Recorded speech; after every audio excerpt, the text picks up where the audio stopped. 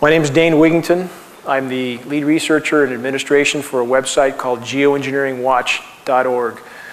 The purpose of our site is to educate people on the subject of geoengineering, something that too few know about and something that literally holds life on the planet in balance.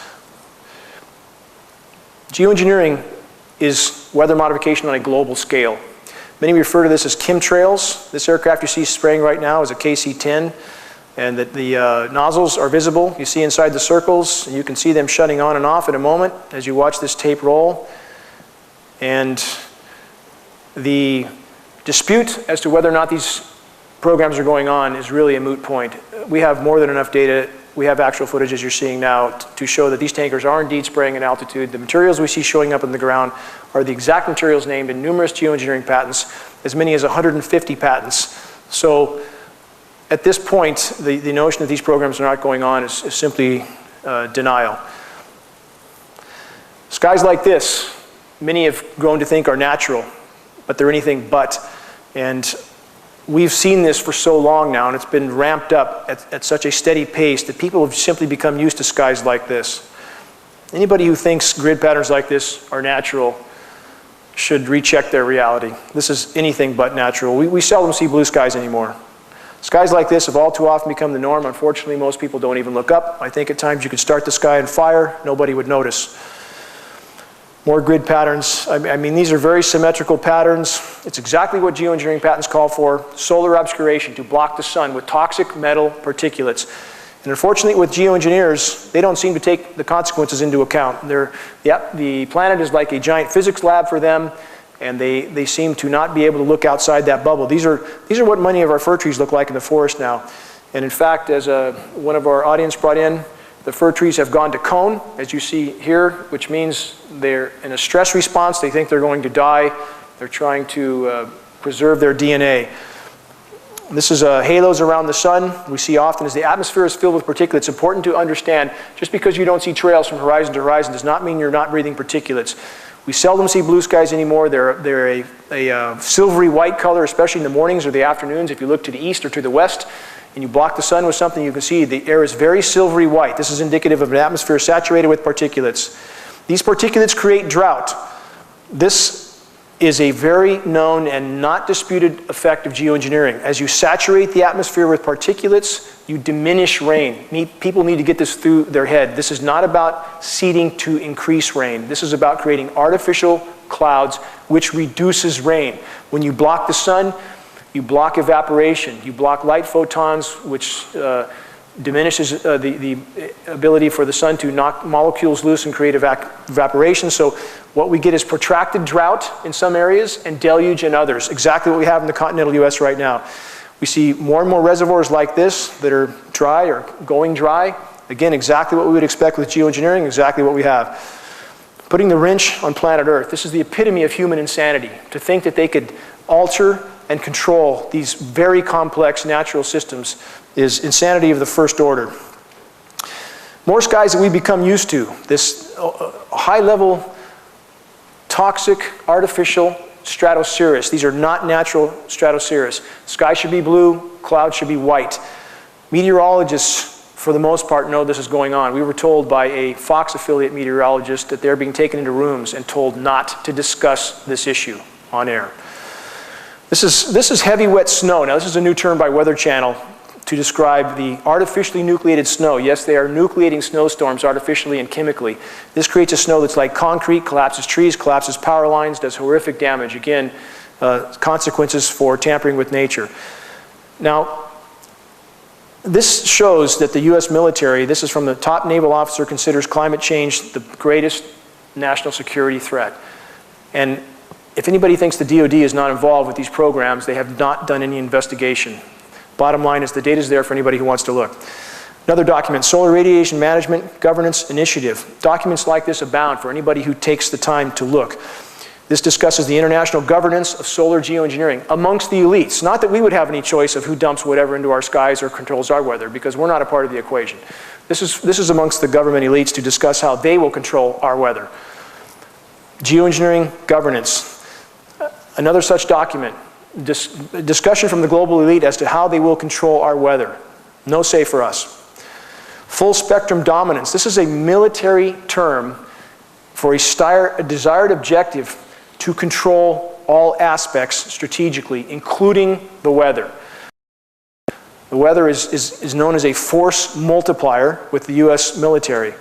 Geoengineering Governance and Technology, this document was from January 2nd of this year. It's 40 pages long, can be found online, can be found on our site, outlines the full governance proposals for geoengineering, because of course when you mess with part of the system, you mess with the entire system.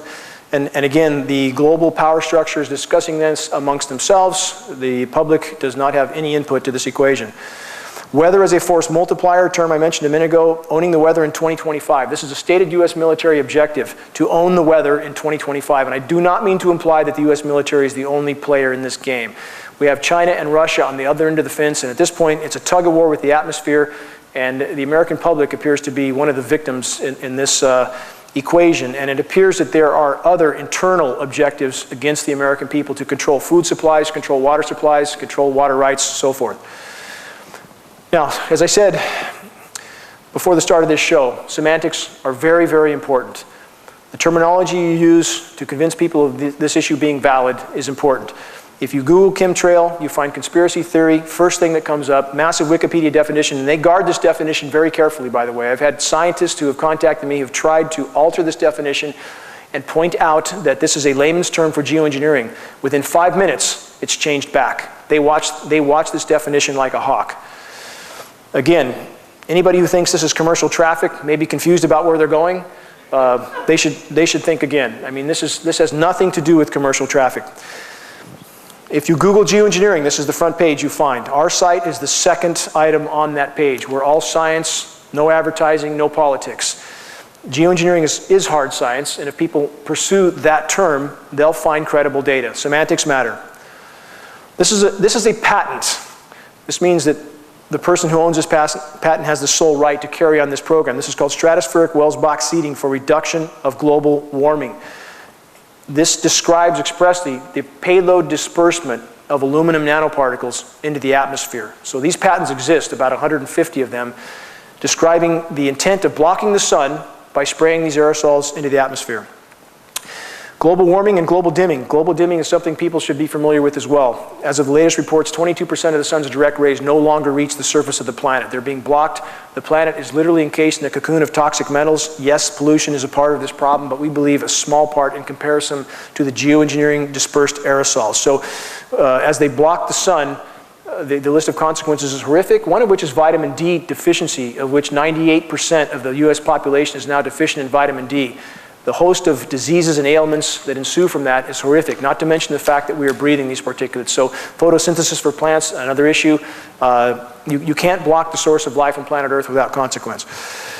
These are the skies that many have become used to. That is 100% aerosols in that photo. That is not stratospheric. Scientists seek to legitimize geoengineering while acknowledging its catastrophic effects. Again, the scientists, and many of which I know, are little concerned with the consequences of their experiments. They're just, they look at the planet as a giant physics lab for them to carry out their little operations. Obama's geoengineering program, Poison from the Sky. Obama's science advisor, John Holdren, strong advocate for these programs. The Obama administration, in fact, since he has taken office, these programs have been ramped up yet again. They go back a long way, but they're going for broke now. It appears that they're doubling down on the damage they've already done. It's like Corexit in the Gulf of Mexico. What did they do? Did they try to acknowledge the mess in the Gulf of Mexico, the oil spill? No, they tried to hide it with a chemical disbursement called Corexit, which by some reports made the toxicity in that region 52 times greater, but they don't care. The goal is to hide the damage they've done, hide the crimes already committed. Again, more clearly, unnatural traffic in the air. What are we dealing with? So many people ask this question, why would they do this? If they're doing it to themselves, why would they do it? First and foremost, we're not dealing with sanity. Jack Nicholson puts a good face on that, I think. And we can look back and see that anybody who would detonate 1,800 nuclear bombs on planet Earth, which contaminated all life forms on Earth, is not sane in any way, shape, or form. And the definition of clinical insanity, and we are talking about 4% of the population, by the way, that's psychopathic. They have no consciousness of the comprehension, or no comprehension as to the consequences of their actions, even to themselves. So that's something that must be considered. Has any such testing gone on that we know about? Absolutely. every day there's more data coming out about not other governments alone, but our government testing on its own people, its own soldiers. And again, our military is full of very, very dedicated, honorable people, full of them. But there are scientists and there are some in power that use such dedicated and honorable people as pawns in this equation. This is one such test. Deadly chemical sprays on American cities. This is well documented. People can find any of this data online.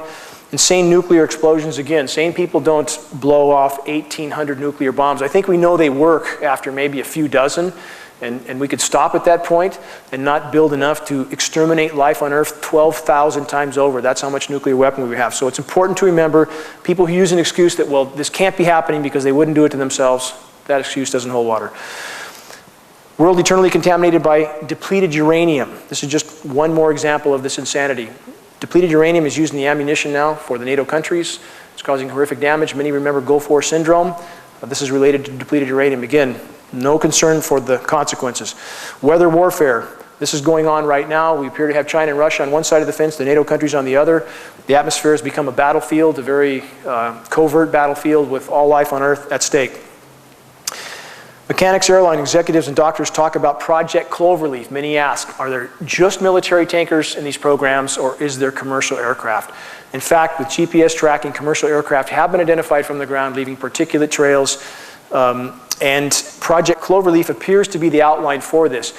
It makes sense. It's a way of artificially stimulating the economy, keeping non-profitable airlines in the air and flying. We don't implicate pilots, airline personnel at all in this, in the sense that these programs based on the patents for powder contrail generators and so forth, part of the spraying apparatus, automated. We don't believe pilots have anything to do with the actual operation of these systems. Blue skies as they used to look, as they should look. Skies again as they look now. Important that people start to look up. Our atmosphere is as thin as a layer of paint on a basketball. Doesn't take that much to damage it. No atmosphere, no life. Chemtrails, nano-aluminum, and neurodegenerative and neurodevelopmental effects. Russell Blaylock, MD. Russell Blaylock is an internationally recognized neuroscientist, award-winning neuroscientist, speaking on the record about the lethality of these programs. Nanoparticulate size, so small they are taken through the lung lining straight into the bloodstream where they adhere to cell receptors like a plaque. They're bioavailable, they build up in the body, causing a vast array of diseases and ailments. To give an idea of the size of these particles, if you see the little blue dots on that hair, those are micron-sized particles. We're talking about particles that are 1,000 times smaller than those in relation to a human hair. It's inconceivably small. Again, Russell Blaylock warning about the ailments related to these atmospheric spraying programs. Alzheimer's. Now, as of April of this year, 1 in 3 seniors in the US dies with Alzheimer's and or dementia. Doesn't mean dies from it, but dies with it. So, and it's not either a black or white situation. Just because you're not diagnosed with this doesn't mean that you're not on your way to that point. There's a whole lot of in between. So there's no question that all of us have had our neurological system affected. We're all breathing this stuff. It's inside all our systems. So these are staggering statistics, 1 in 3 with Alzheimer's and or dementia. Autism. Autism has increased 10,000% since 1975. 1 in 50 children now has autism, also related to aluminum. Morgellons, another disease that appears to be related directly to the spraying. There are also fibers in the patent I showed you earlier, polymer fibers. It appears that some people's systems react violently to these fibers trying to work their way out of the system. So Morgellons is becoming a very serious disease the medical industry has yet to recognize, we believe connected with the spraying as well. Synergistic effects of environmental and heavy metals. These metals are toxic in and of themselves. When you combine them, they become much more lethal. We've been given studies recently that indicate when mercury and aluminum are combined, toxicity increases as much as 10,000%. Bad equation. Let's add to the equation HAARP, High Frequency Active Auroral Research Program. This is a facility in Alaska. We believe there's 18 such facilities around the globe now. As the ionosphere is hit with these particles, as they ionize the whole atmosphere, make it more conductive, these signals can actually manipulate the jet stream. The data is quite clear on that. They cause a bulge in the atmosphere by heating it to tremendous temperatures, and that manipulates the jet stream. We believe, in fact, we are seeing huge jet stream manipulation. It's part of the reason why California is frying right now. As these clouds are hit with these signals, you see how they align like this. And this is indicative of them being exposed to these radio frequency signals. These are very powerful signals. So our bodies, as they become more conductive because we absorb this stuff, these signals become more detrimental to us as well. We're an electrical organism, so all these things hamper our own health function. Another article, the effects of HAARP on the ionosphere. Again, the atmosphere is nothing but a massive physics lab for these people, and they seem to have no regard for the consequences.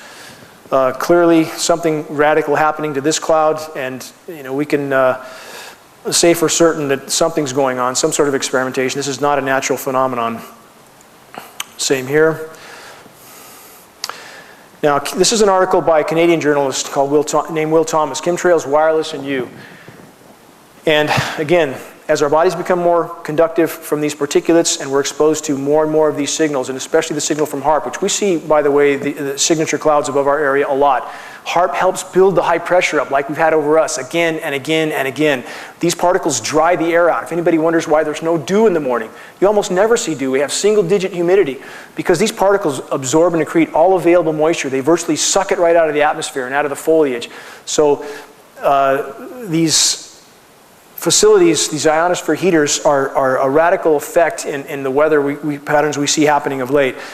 History Channel also airs proof, HAARP weather manipulation. A lot of documentation on this. Jet stream movement, unprecedented jet stream movement. So we see this almost all the time now in the lower 48 especially. And this appears to be connected to, for example, what they might be trying to do in the Arctic could be affecting us horrifically here, because the jet stream, as it moves across us, it's part of that long-term manipulation that I believe right now this is why we're frying at this point, because there are some very profound things happening in the Arctic, and we appear to be one of the regions that gets thrown under the bus for the manipulation of things they're trying to do to accomplish what they're trying to accomplish in the Arctic. So again, this is a very complex equation, and when you affect something upstream, it affects everything downstream. More HAARP signature clouds. You see the ribbing in these clouds.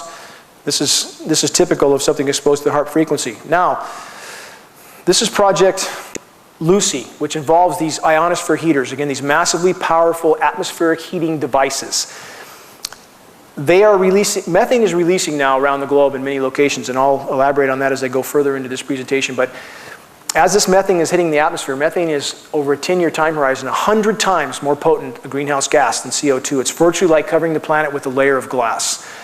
Now, their latest proposal, as the experiment gets worse and worse, as they play weather whack-a-mole, they're now, we believe they're already at this program, to use the ionosphere heaters to nuke the atmosphere in a desperate attempt to try to degrade the methane that is already one of the consequences of the programs they've already been at for 60 years. So the equation just gets worse and worse. And we believe, by the way, they have been at this for about 60 years. We have documents on geoengineeringwatch.org from the NASA archives that show weather modification activity in the US back to the mid-40s. More HAARP-exposed clouds. Chinese scientists create second artificial snowstorm in Beijing. Mainstream media covered this because the Chinese government openly announced they were creating artificial snowstorms. This is turning what should have been a rain event into a snow event.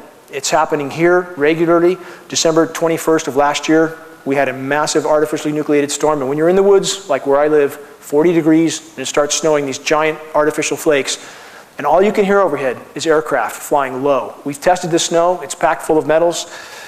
And this is causing horrific damage to the trees and the foliage. This is ozone hole. From the Arctic, you see 1984, where you don't have any blues. 1997, lots of blues. This also is a part of the geoengineering program consequences. As they saturate the atmosphere with these particulates, it causes ozone damage. The science is extremely clear on that. Many have felt how hot the sun feels on their face. If you drive through parking lots in Costco, Walmart, or around Reading, you'll see the south-southwest sides of the trees literally burnt off. This is not natural. And this ozone hole is expanding. They're trying desperately to hide it. Unprecedented ozone hole opens up over Canadian Arctic. More documentation on the ozone problem. Recent changes to Gulf Stream causing widespread gas hydrate destabilization. This is methane hydrates, which are releasing from the seafloor as we speak in multiple places around the globe. As geoengineering has altered the weather patterns, it's altered the rain cycles, it's altered again, as the wind patterns are altered, the ocean currents are altered. That appears to be a causal factor, a major causal factor in triggering methane hydrate release. More wind, more storms. We're seeing that now around the globe.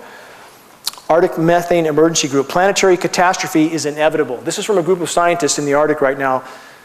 And again, one must always sift the baby from the bathwater.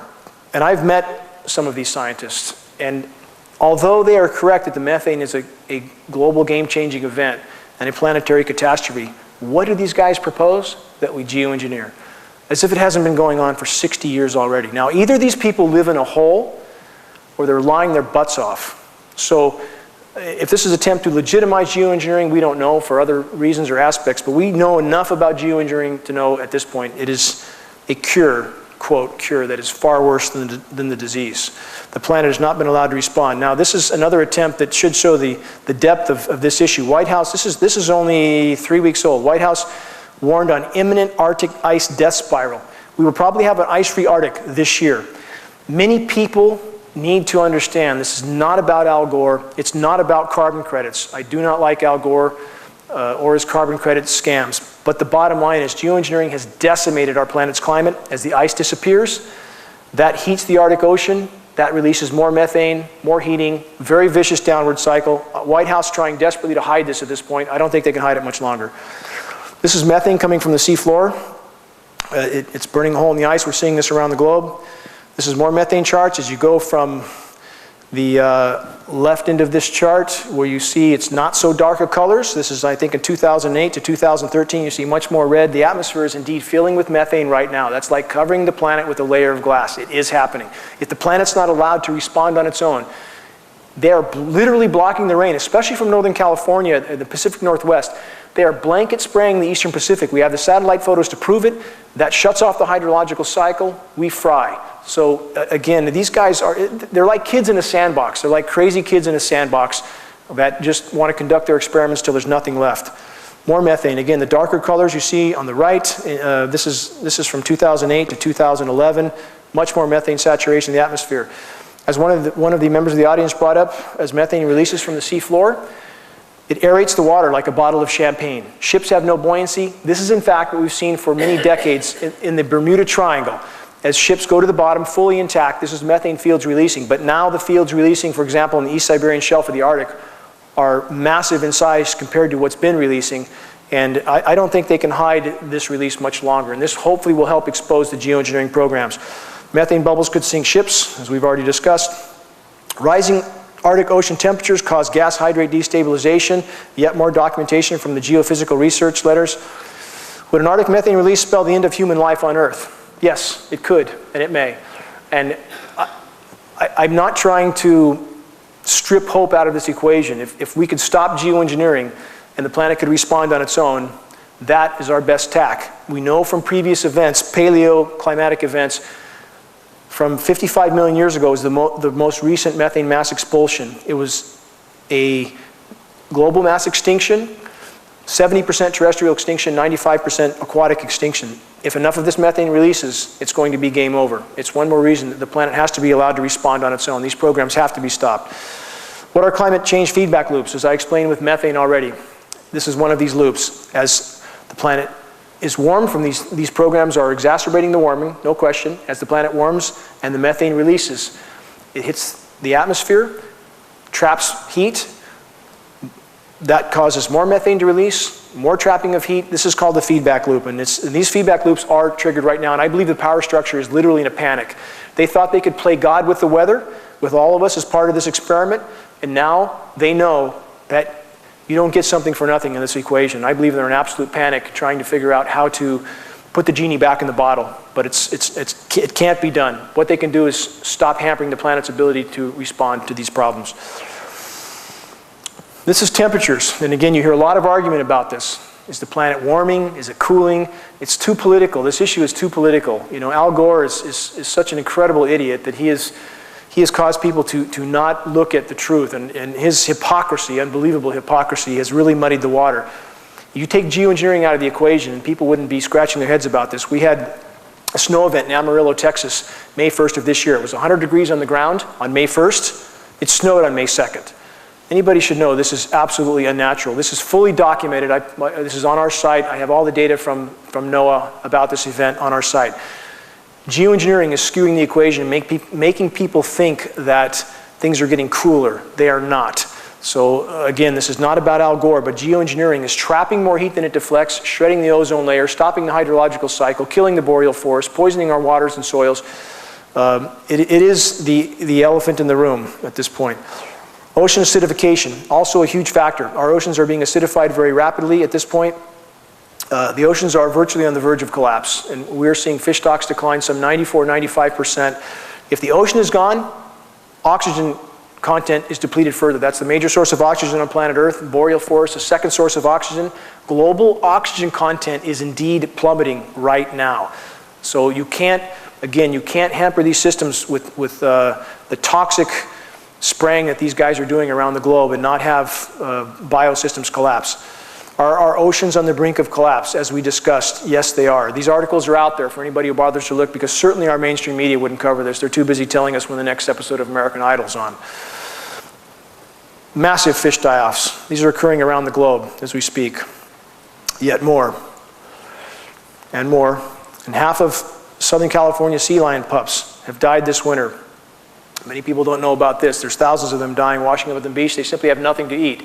Although radiation from Fukushima has been implicated in some of this, much of the rest is just simply a lack of food. And these events will not be hidden much longer. That's why I have no hesitation discussing them, and people can call me alarmist, they can call me whatever they want. This is happening now. You are here. This is ice decline. Although people have referred to modeling for the climate scientists, and I use the word loosely. I mean, our quote-unquote scientists are often very disconnected from reality. They're paid to say what they say. That's true. But in fact, if we have an ice-free Arctic this year, and all indication is we may. If it's not this year, it'll be next year. That's about 100 years ahead of modeling. So yes, the modeling's wrong, but it's far short of how bad it really is, and geoengineering is fueling that fire. Arctic ice death spiral. Again, the innermost ring is the mass for the Arctic ice right now. It is 19% of what it was 30 years ago. And once the ice is gone, the ocean will heat very quickly, methane will release faster, and the temperatures we've seen rising. We know we're going to be 113 here in our area tomorrow. I mean, these are record-breaking, record-shattering temperatures. We're going to see a lot more of this if the planet's not allowed to respond. And based on all available data, by the way, from an event 5 million years ago in Earth's history called the Pliocene Epoch, as there's more carbon in the atmosphere, there's normally more rain. The planet responds. The boreal forests thrive. They're not killed with these toxic particulates as the sun's blocked and the rain's blocked. And so we would have more lush conditions right now if they weren't spraying. There's other implications that aren't all positive, but the bottom line is, how do you fly 1,000 jets or more around the planet every day dumping these toxic particulates and think you're going to do anything but harm? This is another graph on Arctic ice mass. You see it's going straight down. What the hell is happening to the Arctic sea ice? Geoengineering is happening, and it's making the situation worse by the day overall. They can, I want to stress this, geoengineering can and does create very significant short-term cooling events. It absolutely can and does. By the time you divert the jet stream, pump cold air south, artificially chemically ice nucleate, which is like throwing ice cubes into your swamp cooler, that's how you go from 100 degrees to snow in one day, as we saw in Amarillo, Texas. It can create these short-term cooling events, which are very confusing to people. How does it snow in June? Or they see these things on the news with the Weather Channel hypes up. But at the cost of a much worsened long-term warming. That's the price that's paid with geoengineering. New concerns about the climate change in the boreal forest. Our forests are dying. Latest report I saw from boreal forests in Alaska, 30% mortality. Anybody who says the trees are not dying, and some of our local biologists will say this, everything's fine, nothing's wrong. Drag them out in the forest and let them look at our trees. Manzanita's even dying. You ever try to kill a manzanita? It's dying everywhere. It's flashing out dead. 10-foot high plants are flashing out dead. They cannot take the bioavailable aluminum in the soil. They cannot take the increased UV. They've taken all they can handle, and now they're dying. Fir trees are dying everywhere, as I said, and I think this year will be absolutely cataclysmic. When you block the rain, those who moved here probably love the forest. When you block the rain and you alter photosynthesis and you load the soils with bioavailable aluminum, the trees begin to die. Now you coat them with an incendiary dust. These metals are an incendiary dust. Now let's add dry lightning. Because we've had diminished rainfall, we have a more conductive atmosphere, so we have more lightning now with less rain. Cataclysmic for the forest, and in fact, on forest fires, more dead trees, as we see here. What's killing the great forests of the American West? I just described that. Many people don't even know our forests are in sharp decline. They're in very, very sharp decline. And I think this year may be cataclysmic as far as the fires go. To reiterate how much metal's in our soils, this is a graph that as it escalates toward the right, this is the amount of toxic heavy metals in our rivers and lakes adding up over the last 20 or so years. It's adding up exponentially, and it's the big elephant in the room. People ask, well, why aren't the agencies discussing this? Why isn't EPA screaming their lungs off about this? Because the system's been rigged for them not to. I've been in high-level EPA meetings in Sacramento. 5 top EPA people, arranged by a congressional rep, told in my face, the system's rigged.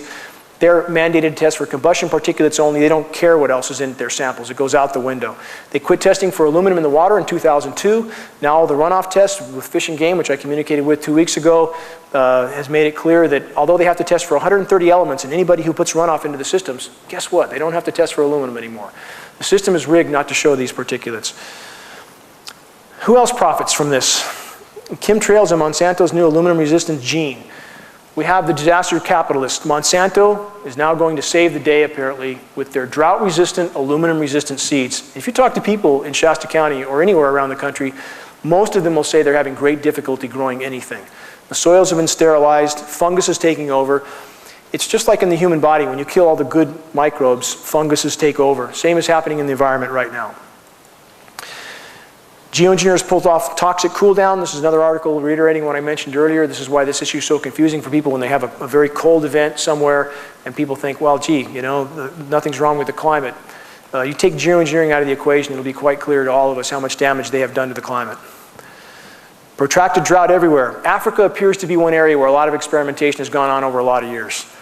And now there's US boots on the ground in 150 countries around the globe. And it appears to us, who have examined this issue in earnest, that countries are droughted out and literally brought to their knees. And then they allow a US presence in those countries, and it appears to be related to resources. So we can't prove this. No, we can't prove this. It's like the 50-year chain smoker who dies of cancer, lung cancer. You can't prove that the smoking killed him. But we can say the dots damn sure connect, and it appears geoengineering is being used as a weapon around the globe right now, not just by us. I don't mean to just implicate the US. We believe Russia and China are actively involved as well. This is off our coast. This involves us. If you look at those trails, unless those planes, again, were damn confused about where they were flying and doing loops at the bottom, they blanket spray off our coast every day. This blocks the hydrological cycle. If anybody wonders why the rain is always late, always less, where I live in Shasta County, I'm almost 200 inches of rain short for the last 7 years. 200. The storms always drop less than they say, with very few exceptions, the occasional deluge.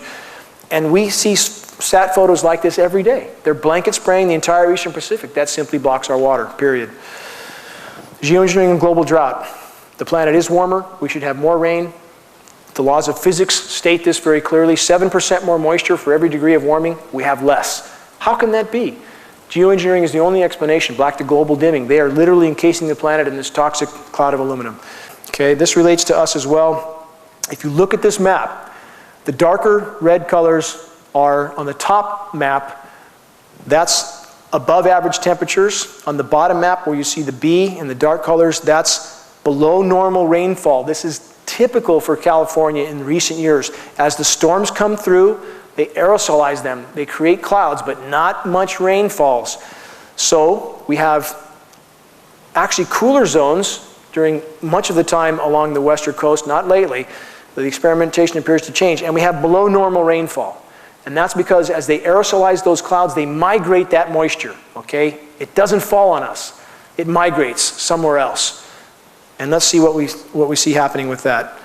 The US Drought Monitor. So what do we see? And this map's a little dated, but the current map is almost the same. We see a line from north to south about in the center part of the country. On one side of that line you have extreme drought, the other side you have extreme flooding. And this is exactly what we'd expect with geoengineering. It causes drought and deluge. You migrate water from one place to another in a very haphazard way. You throw the whole system out of balance. And this is what we have now, and if we continue on this track, this is what the North State will look like, along with much of the rest of the western US.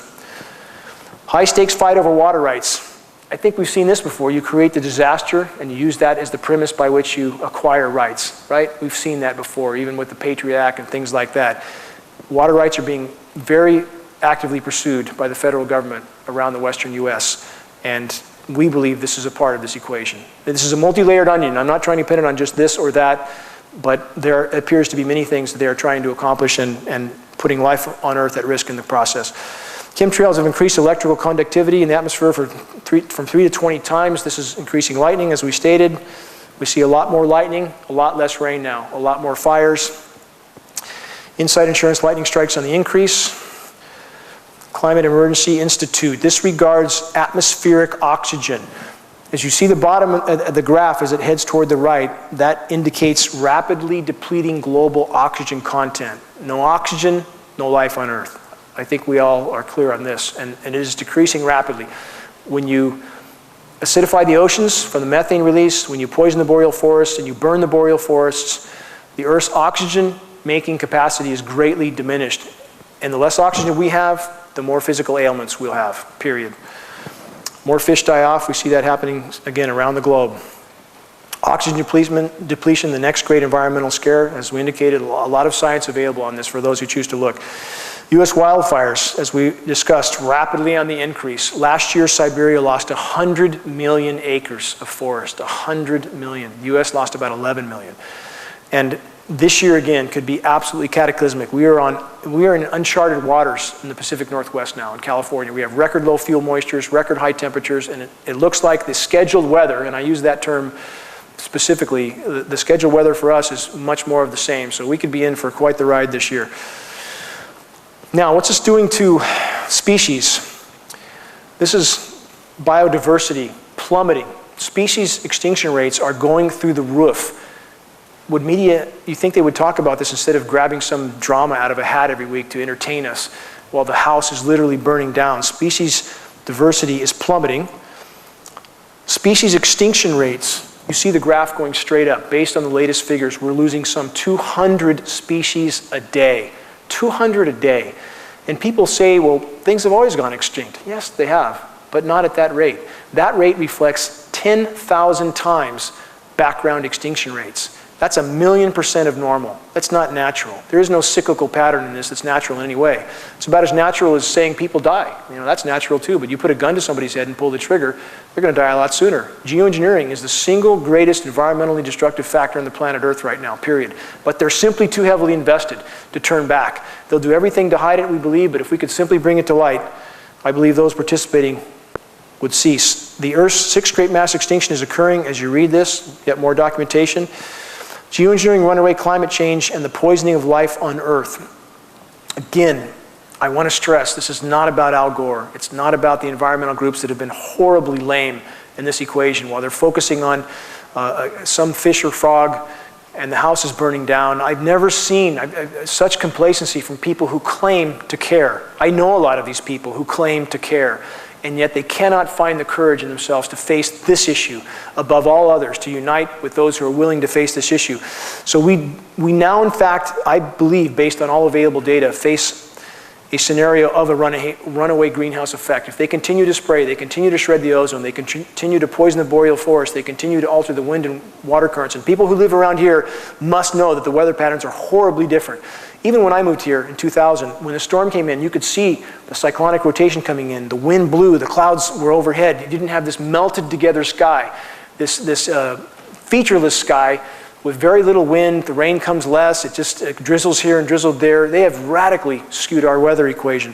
If they continue to do this, we will face what's called a runaway greenhouse effect. I'll elaborate on that in a minute. One of the players involved, Raytheon. Now, this is important too. People need to understand the foxes are running the hen house. Raytheon is up to their eyeballs in weather modification. Raytheon does all the weather modeling for the National Weather Service and the National Oceanic Administration. So those who are making the weather, they form the message. They're the ones telling us what it's going to be like. Do you wonder what does mostly sunny mean? What does that mean? Mostly sunny now means a sky full of sprayed aerosols. That's their term. They've coined lots of new terms because, again, Raytheon does all the modeling for National Weather Service and NOAA. Lockheed Martin, by the way, does all the modeling for the FAA. Now, let's put the Rothschilds into the equation. I realize this sounds very conspiratorial, but in fact, they do own the major weather disseminating agencies, Weather Channel, Weather Underground, Weather Central. So here we have players that are up to their eyeballs, behind the scenes in the global geoengineering operations, also controlling the message. That's why Weather Channel now has terms like, the rain is going to change over to snow. Well, since when did rain just change over to snow without orographic enhancement? It means moving over mountains, or without colliding with the cold air mass. Why would rain change over to snow at 45 degrees? Because it's being chemically nucleated. We have the patents for this process. We know what's going on. We've tested the snow. The Chinese admitted they were doing it. So they have all these terms now to make people go back to sleep and think it's normal. They call it heavy wet snow again, this concrete snow that destroys everything. And so that's why it's frequently to have these events like I mentioned in Amarillo, Texas. 100 degrees one day, snow the next. People should know this is not natural weather or cyclical patterns. Again, more Rothschild's ownership, Rothschilds and the geoengineering empire. U.S. military explores geoengineering, which we know that they have for many, many years. There's too many journalists now, especially of late, they're writing books and doing articles describing everything we see, everything. The intention to disperse these aerosols at altitude using aircraft, and yet nobody admits to the elephant in the room. This is the king has no clothes scenario, but we think they can't hide it much longer. Systemic denial of geoengineering continues in spite of the mountain of evidence. This is what we see with mainstream media. Good old Al Gore. Matt Lauer exposes Al Gore's hypocrisy.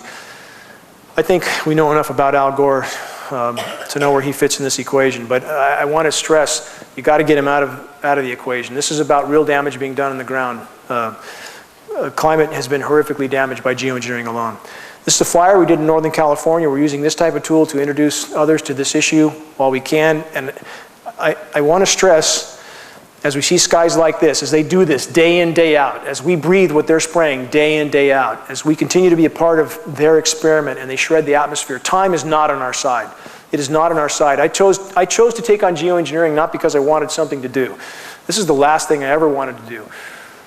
I've had my life on hold for 10 years because I believe, based on all available data, after I did considerable research and testing on this issue, if geoengineering does not stop, nothing else will matter. I believe absolutely nothing else will matter, and that brings us to Venus syndrome. This is a scientific scenario, and we are on this track.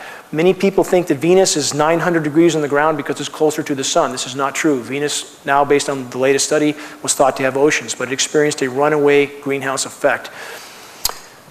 As the atmosphere is filled with, in our case, methane, and this continues to trap heat, causes these feedback loops which feed on themselves once they are triggered, then the warming does not stop till the planet reaches a new equilibrium. If we stay on this track, we will end up there. And this is not a linear equation. I want to stress that. We can't look back and say, well, civilization's gone on 200 years, so at this particular trajectory, it'll take another 100 years for this to happen. This is a non-linear equation.